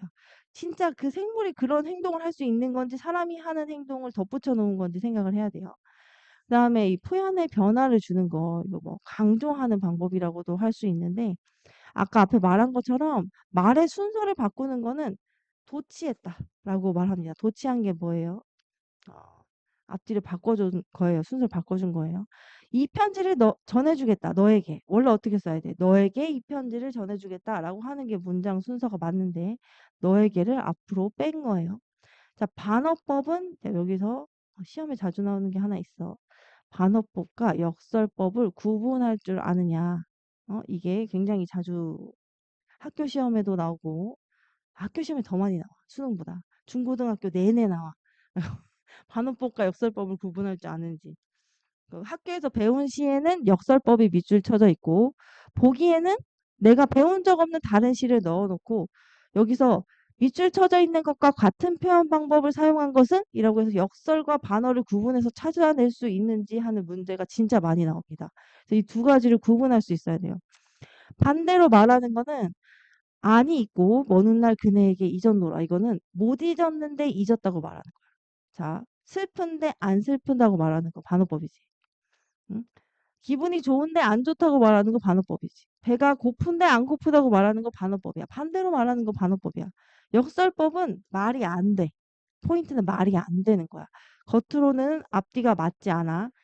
이게 무슨 말이냐면 모순이라고도 하고 말이 안 맞아. 말이 안 돼. 그래서 근데 그 속에 중요한 의미나 가치를 담고 있어. 이거를 보통 뭐 인생의 진리나 이런 걸 표현한다라고 말합니다. 소리 없는 아우성. 여러분 아우성은 소리치는 거예요. 근데 소리 없는 아우성이래. 이런 게 있을 수가 있어? 이런 게 있을 수 있나 생각해봐. 소리 없는 아우성 있을 수가 없어요. 그런데 깃발이 막 바람에 흔들리는 걸 지금 소리 없는 아우성이라고 표현한 거거든. 그래서 말이 안 되는 말이지만 그 모습을 너무나 잘 표현한 거야. 그래서 이것은 소리 없는 아우성. 관식이가 말한 거잖아. 이것은 소리 없는 아우성. 누가 얘기하던데. 이거 다른 시간에 수업했더니 관식이가 말하는 거죠. 이거. 그래서 여기 소리 없는 아우성 이거 뭐라고? 역설법이다라고 예시로 알아둡시다. 겨울은 강철로 된 무지개. 이것도 역설법이에요. 강철로 된 무지개라니. 강철과 무지개는 모순되는 개념이에요. 서리법은 물어보는 것처럼 물음의 형식으로 표현하는 거를 서리법이라고 합니다. 세상은 그 얼마나 아름다운가? 라고 물어봤어. 근데 이건 진짜 물어본 거야? 아니, 나는 진짜 아름답다고 생각하는데 진짜 많이 아름답다라고 강조하기 위해서 물어보는 형식을 취한 거죠. 찬란한 슬픔의 봄이래. 여러분, 이거는 반어의 역설이라 생각을 해봐. 슬픔이 찬란할 수 있어? 아니야. 있다고 생각할 수 있겠지, 여러분. 하지만 기본적인 개념으로 봤을 때 그럼 반대되는 개념을 붙여놓은 거예요. 이런 거는 역설법이다. 희망적인 슬픔이래. 이건 역설이다라고 생각을 해야 됩니다. 그리고 요 문장의 위치도 바꿔서 도치를 썼습니다. 의도를 강하게 나타내는 거는 강조하는 건데 이 과장을 해서 이별 눈물이 대동강물이야 어느 때 마를 땐가 해마다 이별 눈물 푸른 강물에 더하는 것은 이건 뭐냐면 이별해서 슬퍼서 나는 내 눈물이 대동강물에 이를 만큼 많다는 거야. 너무 과장이잖아. 그지? 영탄법은 어, 놀람, 슬픔, 기쁨, 어떤 감정의 정수를 이렇게 딱 표현하는 거. 이렇게 오, 아야, 아이쿠 이런 것도 감탄사니까 이것도 영탄법이야. 어, 그다음에 열거법은 쉬워요. 그냥 열거하면 되고 수미상가는 내가 설명한 적 있어. 머리 숫자에 꼬림이라고 했죠. 그래서 처음과 끝이 같은 형태인 거. 나보기가 역겨워. 나보기가 역겨워. 처음과 끝이 같죠. 수미상관입니다. 이런 거 얘기하는 거예요. 그러면 수미상관을 사용하면 어떤 효과가 있다? 안정감이 들고 앞뒤가 똑같으니까 강조하는 두 번 반복한 거니까 효과가 있다. 그래서 이것을 왜 사용하는지 두 번 반복했으면 운율감은 당연히 들겠죠. 그래서 이 정도로 정리를 해두겠습니다. 여기서 제일 어려워하는 건 사실 애들이 반어법과 역설법을 구분을 못합니다. 들을 때는 그럴듯하거든요. 그런데 안 돼요. 잘 못합니다. 여기서 이걸 볼게요. 6번 문제. 네, 가요. 지금 곧 가요. 에그, 등불 켜려다 초를 거꾸로 꽂았습니다. 그려. 저를 어떠나 사람들이 흉보겠네. 님이여 나는 이렇게 바쁩니다. 님은 나를 게으르다고 꾸짖습니다. 에그 저것 좀 봐. 바쁜 것이 게으른 것이다. 뭔 말이 이게? 어? 말이 됩니까? 하시네. 내내 가요. 이제 곧 가요. 바쁜 것이 게으른 것이다. 말이 안 되잖아. 말이 안 됐을 때는 겉으로는 앞뒤가 맞지 않지만 그 속에 중요한 의미가 있는 거 뭐라고 했어? 역설법이라고 했어. 이거를 찾을 수 있는지 이 문제가 여기서 사실 제일 어렵고 포인트 되는 문제예요. 그 다음에 천만리 머나먼 길에 여기로 가볼게요. 재미없지? 재미있다고 생각해. 너 스스로를 가스라이팅 해야 돼. 이러면서. 재밌지 않냐? 나는 모르겠어. 병이죠. 이런 걸 재밌다고 생각하는 것도. 자, 천만리 머나먼 길에 고운님을 여였대. 이게 뭐야? 헤어진 거예요. 내 마음 둘 데 없어 내가에 앉았으니 저 물도 내 안 같아서 저 물과 내 속마음이 같다고 생각하고 있지. 그래서 저 물이 울며 밤길을 간대. 여러분 시냇물은 그냥 흘러가는 거예요. 울며 밤길을 가는 거예요. 시냇물이. 항상 웁니까? 내 마음이 밤새도록 울고 있으니까 슬프니까 저 물이 울면서 밤길을 가는 것처럼 보이는 거야. 어떤 대상이 어떤 감정을 갖고 있지 않아요. 시인이 표현하는 것처럼. 모든 시에서 여러분. 모든 시에서 저 꽃이 아름답구나. 뭐 아름답겠지. 근데 그 아름다워 보이는 이유는 뭐야? 내가 아름답게 보니까. 그 시인이 설정한 그 화자가 그렇게 보니까 그런 거예요. 그럼 여기서 물이 울면서 밤길을 가는 거는 내가 밤새도록 울고 있으니까 그런 거다라고 눈치를 챌 수 있어야 되고 작년 수능에 이 문제 나왔어. 이 시는 아니지만 감정이입을 아는지 모르는지 진짜 그 대상이 그런 건지 화자가 그렇게 보고 있는 건지 구분하라는 문제가 나왔어. 그래서 이거는 알아놔야 돼. 그냥 계속 나와요. 감정이입인지 아닌지. 어떤 대상이 그런 감정을 갖고 있다라고 표현하는 건 그 대상이 그런 감정 가진 거 아니라고. 무조건 100% 화자가 그 감정을 갖고 걔를 보는 거라고. 누가 너한테 와서 야, 너 왜 이렇게 슬퍼 보여? 라고 하면 진짜 슬퍼 보이는 걸 수도 있지만 걔가 그렇게 본 거야. 시를 보는 입장에선 그렇습니다. 그래서 요 부분을 꼭 알아놔야 됩니다. 그리고 이렇게 슬픈 감정을 노래하는 시를 애상적이다라고 말을 하죠. 여기선 중심 대상이 물이에요. 여기 냇물, 저 물이라고 할 때. 물이고 표현사 특징은 이 흐르는 냇물을 감정이입을 했다. 감정이입이라고만 써줘도 돼요. 감정이입을 했다라는 것만 알아두면 됩니다. 특히 그리고 감정이입이 가장 중요하고요. 여기서 사람이 아닌 물을 운다고 표현한 데서 의인법을 사용했다 정도 추가할 수 있겠죠. 그리고 천만리 머나먼 길이래. 진짜 천만리일까? 엄청 멀다고 과장한 거예요. 천만리는 엄청 멀다고 과장한 거다. 자, 요렇게 알아두는데 제일 중요한 건 뭐다? 감정이입을 여기서 알고 가자. 감정이입을 알고 가자. 엄청 계속 나오고 모르면 안 되는 개념입니다. 되게 기본적인 건데 학교에서 잘 설명을 안 해줘요. 그럼 문제로 나옵니다. 그러다면. 여기 3번 문제를 볼게요. 윗글을 읽은 학생들이 한 생각으로 가장 알맞은 것은? 이라고 했습니다. 묻고 답하는 방식 사용하고 있는지 여기서도 물어보죠. 자, 여기선 사용하고 있지 않습니다. 그리고 의인법을 사용하여 화자의 마음을 드러내고 있어. 어떻게? 물이 밤새 운다 라고 하는 의인법을 사용해서 드러나고 있는 4번이 정답이다 라고 해주면 되고, 여기는 옆에 막 꼭 읽어봐야 되는 건 딱히 없어요. 여기는 딱히 없고, 여기 나중에 만약에 여러분이 이거 읽지 않았다면 여기 표현상의 특징 파악하기에 이 풀이는 한번 꼭 전부 다 틀린 것만 읽어보지 말고 전부 다 한번 읽어보세요. 내가 이걸 제대로 파악할 수 있었는지. 그리고 옆에 까마귀 싸우는 꼴에는 자주 수업을 했던 시긴 해요. 그 전에 들어봤던 친구들은. 그래서 이 내용은 되게 기본적으로 다 알고 있을 거야. 여기서 까마귀는 간신배고 나쁜 무리고 이성계 무리를 말하는 거고, 백로는 이 정몽주 엄마가 쓴 거거든. 정몽주 우리 착한 아들. 고려의 충신. 조선을 만드는데 거기 끼어들지 마라. 너는 그렇게 간신배처럼 행동하지 마라. 막 이런 내용의 시란 말이야. 그래서 이 까마귀와 백로라는 색깔로만으로도 대조되는 소재를 통해서 이 지조를 지키라는, 고려에 대한 충성을 지키라는 주제를 강조하고 있습니다. 예, 이 뭐냐, 이렇게 몸을 더럽힐까 하노라 하는 식으로 본인의 지조를 흐트러뜨리지 말라는 주제를 돌려서 표현하고 있다라고 했고, 이 나쁜 애들에 대해서 나쁘다라고 말하는 걸 뭐라고 해? 자기 생각에 나쁜 애들은 나쁘다고 말하는 걸 비판적이다라고 말을 합니다. 6번을 볼게요. 여기서 윗글에 대한 설명으로 가장 알맞지 않은 것은 했어. 여기서 직유법과 은유법을 활용하고 있다라는 게 맞으려면 뭐뭐처럼, 뭐뭐같이, 뭐뭐듯이 있어야 된다고 했죠. 여기 있습니까? 여기가 없어요. 그래서 일단 직유법이 없기 때문에 뒤에는 보지 않아도 바로 아니다라고 할 수 있어야 돼요. A는 B이다. 이것도 없어요. 여기는.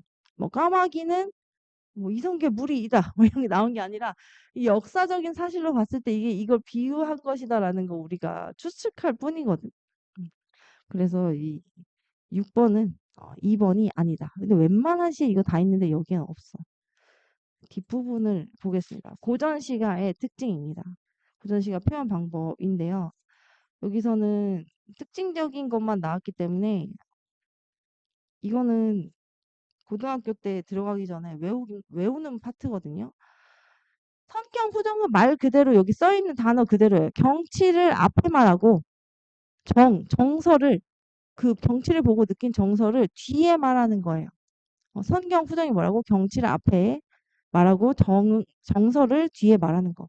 그래서 자연이나 풍경을 사물로 앞부분에 하고 정서를 뒷부분에 말하는 거. 성경 후정 그냥 그대로예요. 그래서 이렇게 자연 풍경을 이야기한 다음에 내가 시름에 겨워서 병풍에 기대고 있는 나의 정서를 뒤쪽에 말한 거. 이거는 성경 후정이라고 할 수 있죠. 그리고 앞에서 배웠던 이 감정이입, 어떤 대상에 내 심정을 표현해서 집어넣은 거. 방 안에 켜있는 촛불은 누구와 이별할기에? 여러분 촛불이 이별했냐고. 아니잖아. 그리고 촛불이 이별할 수 있는 대상으로 말했다는 건 사람처럼 표현한 거기도 하죠. 그리고 겉으로 눈물을 흘리고 속이 타는 줄은 모른다. 누가? 내가 그런 건데 촛불이 그런 것처럼 말하고 있어. 그럼 촛불에 내가 감정이입을 한 거지. 고전 시가에 자주 쓰이는 상징어라고 했는데 이거는 바뀔 때도 있지만 90% 이상 항상 매화, 소나무, 대나무, 해와 달, 바위는 긍정적인 의미로 쓰여. 왜? 얘네는 눈이 오는 곳에서도 핀단 말이야. 그래서 지조와 절개를 전부 다 절개와 지조입니다. 그리고 얘는 단단하니까 굳은 의지. 해와 달은 하늘의 유일한 하나죠. 그래서 임금을 뜻합니다. 임금. 뭐 이상적 가치를 뜻할 때도 있는데 거의 임금이에요. 그리고 바람, 눈, 서리 이런 거는 어, 자연물에 내리는 안 좋은 거라서 부정적인 의미로 시련과 고난을 뜻하고 까마귀는 아닐 때도 있어. 얘는 예외가 있습니다. 예외가 있어요. 하지만 대부분 간신배나 신화, 배신 이런 걸 뜻하고 그다음에 밤은 부정적인 상황일 때가 많다는 거야. 무조건은 아니지만. 간신이 뭐예요? 남의 비위를 맞추면서 자기가 원하는 대로 하려고 하는 사람입니다. 그다음에 옆에 문제는 별로 어렵지가 않아서 물세와 산세를 볼게요. 이것도 빠작 5, 6단계를 했던 친구들은 본 적이 있는 시인데요. 내가 이렇게 색깔을 다르게 세 개로 묶어놨지. 이 두 개가 형식이 같고, 이 두 개가 형식이 같고, 이 두 개가 형식이 같아서. 형식이 같은 거를 연결해 두는 방식은 뭐냐면 대꾸를 이룬다라고 표현을 하는데 여기서는 대꾸법을 배우나요? 그냥 여기서는 비슷한 문장 구조를 활용했다 정도만 말을 합니다. 여기서 이 비슷한 문장 구조다. 여기 두 개씩 이렇게 묶고 비슷한 문장 구조다. 이거는 꼭 써놨으면 좋겠어요. 다른 거는 안 쓰더라도. 그리고 다양한 심상을 활용했다라고 했는데 이게 뭐냐면 하얗다. 뭐예요? 시각적인 거. 알락달락 얼룩진 시각적인 거. 그리고 간간하고 짭조름한 거 뭐예요? 입에서 느껴지는 거야. 맛이잖아. 미각이에요. 냄새는 뭐예요? 후각이에요. 달콤하고 향긋한 것도 미각과 후각이에요. 자, 여기서 시각, 미각, 후각 다 활용했습니다. 그래서 다양한 심상을 활용했다라고 할 수가 있겠죠. 네. 그거 말고는 어려운 게 없습니다, 여기. 그리고 여기 3번에 볼게요. 표현상의 특징. 3번에. 대꾸법을 활용하고 있다. 의인법을 활용하고 있다. 시각적 심상, 후각적 심상, 청각적 심상을 활용하고 있다라고 했습니다. 청각적 심상은 뭐예요? 소리에 대한 이야기가 나와야 돼요. 여기 소리에 대한 이야기가 유일하게 나오지가 않아. 유일하게 나오지 않고 여기 아까 말한 대꾸법이라는 거 여기 대꾸법 형식이나 내용이 비슷한 문장을 나란히 짝 맞추어서 매치하는 거. 비슷한 문장 구조가 반복된다라고 했죠. 요거 한번 알아놓으세요. 이거는 문학에만 나오는 게 아니라 장문이라고 글을 쓰는 파트가 있거든요. 진짜 글을 쓰진 않지만 대꾸법에 맞춰서 글을 썼냐 안 썼냐 이 문제가 진짜 자주 나오고 학교에서 주관식 문제를 낼 때도 대꾸법을 사용한 수색 이런 게 자주 나오는데 나오면 애들이 거의 많이 틀리거든. 그래서 이 대꾸법이 뭔지 알아놔야 돼. 그래서 항상 대꾸법의 예로 나는 콩 심은 데 콩나고 팥 심은 데 팥난데 이걸 대는데 똑같은 문장 구조인데 단어만 바꾼 거잖아. 아니면 어려운 거 하고 싶으면 간장공장 공장장 뭐 이런 거 해도 되는데 콩 심은 데 콩나고 팥 심은 데 팥난다 제일 쉽잖아요. 그 다음에 옆에 꽃 시를 봅시다. 시간이 다 됐는데 이게 마지막이에요. 이 시는 시 내용이 철학적입니다. 좀 어려워요. 하지만 간단하게 정리하면 뭐다? 이름을 불려줬을 때 몸짓으로밖에 지나지 않았던 어떤 대상이 의미 있는 존재가 된다. 근데 나는 너에게 그런 의미 있는 존재가 되고 싶다 하는 약간 고백하는 시예요. 어떻게 보면. 그리고 사람한테 얘기하는 게 아니라면 나는 이 세상에 의미 있는 존재로 살아가고 싶다라는 뜻도 됩니다. 그래서 내가 기본적으로는 누군가에게 꽃이 되고 싶은 누군가에게 의미 있는 존재가 되고 싶다는 이야기의 시예요. 꽃이라는 단어와 또 이름이라는 단어, 이런 상징적인 시어를 써서 주제를 강조하고 있다라고 할 수 있습니다. 자, 몸짓으로밖에 없었을 때는 의미 없는 존재였는데 이름을 부르면 이렇게 꽃, 무엇이 된다, 눈짓이 된다 해서 의미 있는 존재가 된다. 여기서 보면 뭐 하나의 몸짓이 지나지 않았다. 내가 그의 이름을 불러주었을 때, 내가 그를 불러주기 전에는 뭐 계속 똑같은 문장, 비슷한 문장을 반복하고 있죠. 그래서 이것도 운율감을 형성한다라고 할 수 있고, 꽃이 되었다, 꽃이 되고 싶다 이런 식으로 의미를 다르게 확장하고 있다라고도 볼 수 있습니다. 옆에 문제에서 6번 문제를 봐주면은 윗글에 대한 설명으로 가장 알맞은 것은 역설법을 활용하고 있다라고 했는데 역설법 뭐였어? 겉으로 모순된다, 말이 안 되는 말이라고 했어요. 근데 그 속에 진정한 의미가 있는 거. 여기 역설법이 있나요? 여기 역설법이 없습니다. 그럼 이름을 부른다고 했으니까 청각적 심상이 있어요. 공감각적 심상은 두 개의 심상을 묶어서 표현하는 거잖아. 있어요? 없어요. 청각적 심상도 없잖아, 얘들아. 있어? 여기 이름을 불러주었을 때 이게 청각적 심상이라고 할 수 있어요? 아니잖아. 이건 청각적 심상이 아니에요. 그리고 묻고 답하는 형식. 내가 이게 진짜 자주 나온다고 했지. 묻고 답하는 형식 나옵니까? 묻고 답하는 형식도 나오지 않습니다. 특정한 어구를 반복하고 있죠. 어떤 거요? 어, 가장 많이 반복되는 건 되고 싶다. 뭐 이런 것도 있고. 이 어구라고 했으니까. 여기서 뭐뭐가 되고 싶다.